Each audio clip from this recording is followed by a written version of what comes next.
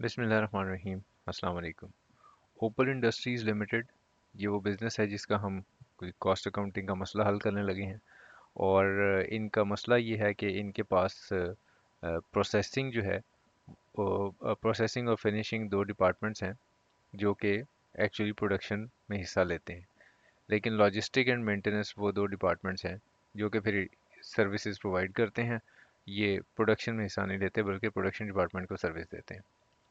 अब यहाँ पे जो सवाल का डाटा है उसमें ओवरहेड कॉस्ट बजटेड बताई गई है, यानी आपके साल के शुरू में आपने एस्टिमेट किया होगा वो बताया हुआ है।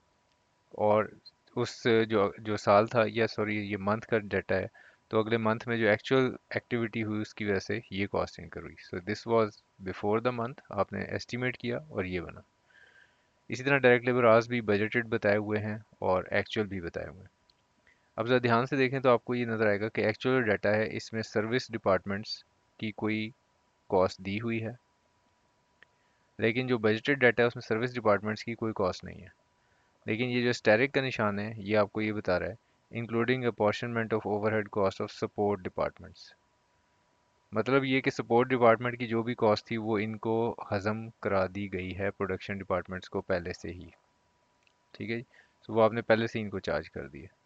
तो इसका मतलब ये है कि इस वक्त जो बजटेड इंफॉर्मेशन दी गई है उसमें शामिल हो चुकी हुई है सर्विस डिपार्टमेंट्स की कॉस्ट, लेकिन यहाँ पे अभी ये चार्ज होनी रहती है, ऊपर प्रोडक्शन डिपार्टमेंट्स में नहीं गई। तो सवाल की पहली रिक्वायरमेंट ही यही है, allocate actual overhead cost of support departments to production departments. और इसके लिए उन्होंने आपका एक और मसला हल कर दिया है कि आप रिपीटेड डिस्ट्रीब्यूशन मेथड इस्तेमाल करें, क्योंकि हमें ये नज़र आ रहा है कि लॉजिस्टिक डिपार्टमेंट जो है वो मेंटेनेंस डिपार्टमेंट को भी सर्विस देता है और मेंटेनेंस डिपार्टमेंट लॉजिस्टिक को भी सर्विस देता है। इसका मतलब रिपीटेड डिस्ट्रीब्यूशन मेथड आप इस्तेमाल करोगे।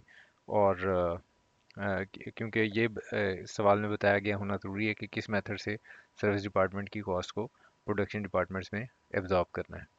ठीक है जी। सो हम इसको एब्जॉर्ब करना, कोई I think this would be the easiest task कि आपको ये 56,700 और 45,000 को इन दोनों डिपार्टमेंट्स में एब्जॉर्ब करके दिखाना है।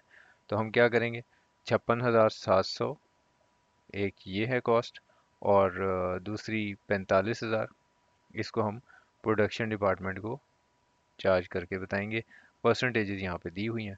सो इसी परसेंटेज में हम रिपीटेड डिस्ट्रीब्यूशन मेथड आपने समझ लिया हुआ है, जब हमने नोट्स में इसको पढ़ रहे थे तो हमें पता ही चला कि हमारे जो प्रोडक्शन डिपार्टमेंट है उनकी अब कॉस्ट इतनी हो जाएगी। ठीक है जी।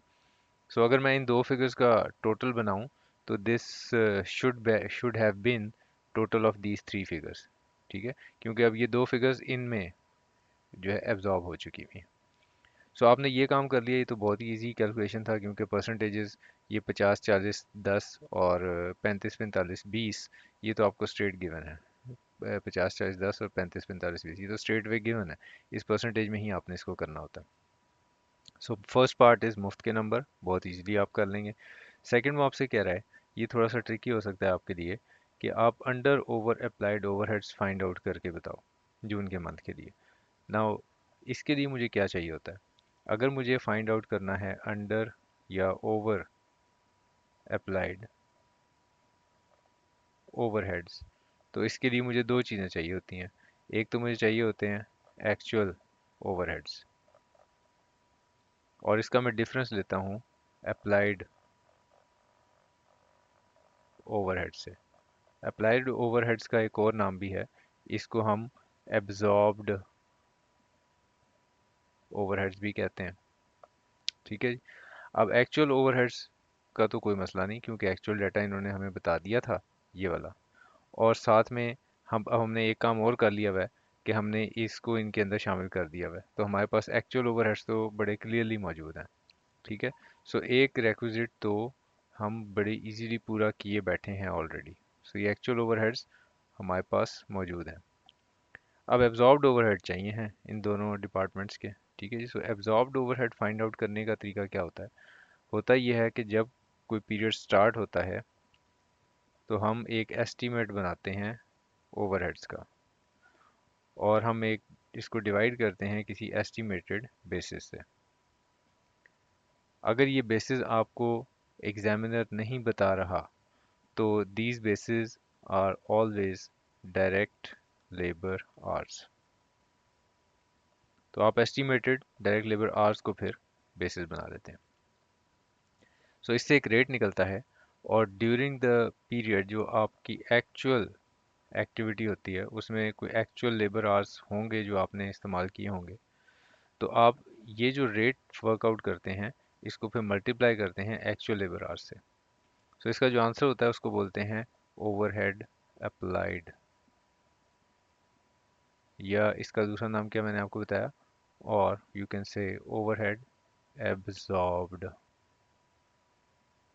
ठीक है। सो ओवरहेड अप्लाइड और ओवरहेड एब्जॉर्ब फाइंड आउट करने का तरीका ये है। सो अगर मैं एस्टिमेटेड ओवरहेड देखना चाहूँ तो वो प्रोसेसिंग डिपार्टमेंट के केस में मुझे बड़े आसानी से मालूम है कि वो 5,60,000 है। तो 5,60,000 बजटेड या एस्टिमेटेड मुझे पता है, और एस्टिमेटेड बेसिस क्या होंगी इसकी, डेफिनेटली जो भी बजटेड लेबर आवर्स हैं, क्योंकि ये मेरी बेसिस बनेगा। सो 14,000 से मैं इसको डिवाइड कर दूंगा तो एक रेट आ जाएगा। अब इसको अगर मैं एक्चुअल लेबर आवर्स जो है मेरे पास, जो कि कितने हैं 14,350, इससे मैं मल्टीप्लाई कर दूं, if I just multiply it with 14,350, तो मेरे पास क्या फिगर आ जाएगी, ओवरहेड अप्लाइड। ठीक है जी। तो अगर मैं ओवरहेड अप्लाइड कैलकुलेट करने में कामयाब हो गया हूँ तो एक्चुअल ओवरहेड्स तो मैं ऑलरेडी फाइंड आउट कर चुका हूँ। सो एब्जॉर्ब्ड ओवरहेड्स का मैं डिफरेंस ले लूँगा एक्चुअल ओवरहेड से, तो वो अंडर और ओवर अप्लाइड ओवरहेड्स आ जाएंगे। ठीक है जी। So that's how you will do it. आप सिंपली क्या कर रहे हैं, आप जैसे यहाँ पे मैंने लिखा 5,60,000 डिवाइड बाई 1,00,000 डिवाइड बाई 14,000। सो 5,60,000 14,000 से डिवाइड करेंगे तो दिस इज़ द रेट। इस रेट को मल्टीप्लाई करना है आपने एक्चुअल आवर्स से। एक्चुअल आवर्स ये दिए में 14,350, इससे आप इसको मल्टीप्लाई कर दोगे तो you will get to this. This is your overhead applied. इसका आपने अब डिफरेंस ले लेना है। सो किन चीज़ों का आप डिफरेंस लेने लगे हैं, आप 574 का इसके साथ डिफरेंस ले रहे हैं जो आपका एक्चुअल ओवरहेड कॉस्ट है। तो इसकी जो डिफरेंस है वो आपको पता चल गया कि अंडर अप्लाइड है या ओवर अप्लाइड है। अगर आपके एक्चुअल ओवरहेड ज़्यादा हो तो it means under applied overheads हैं, और अगर आपके एक्चुअल ओवरहेड्स कम हो तो इसका मतलब ये है कि ओवर अप्लाइड ओवरहेड्स हैं। ठीक है। So this is it. इसमें अब आपका कोई क्वेश्चन या कन्फ्यूजन होगा तो मैं उसका आंसर करूँगा। Thank you very much, take care.